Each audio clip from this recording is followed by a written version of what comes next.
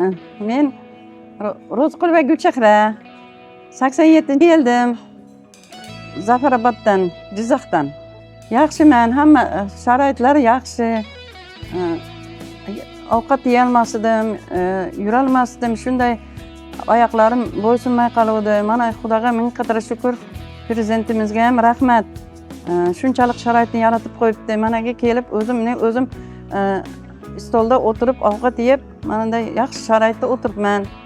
Iltimos, qo'ni-qo'shnilar hammalaringga, sizlarga ham aytaman shu yerga kelishlaringni.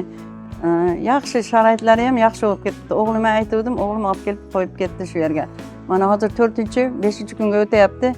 Oyoq yaxshi yuribman. Sherigim, o'g'limni o'rtog'ini onasini ham olib keldim. U ham yaxshi deb anav qilyapti hozir ukolda. Ming qadar shukr, ya'ni shunchalik bo'lganiga. Yaxshi davolandim-da. Hozir ham yaxshi sharoitlari hammasi.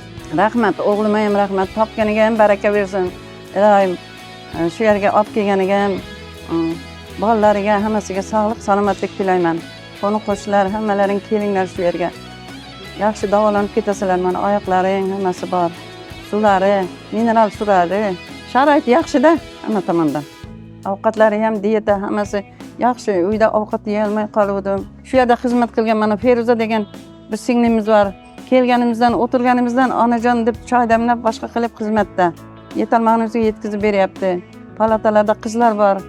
Nima desang xo'p deydi. Qo'llarimga parafin qo'yib yaxshi bo'lib ketganman. O'g'lim aytganda shu sanatoriya yaxshi dedim. Ilohim hamisha sog'lik, salomatlik tilayman hammasiga. Kelingizlar.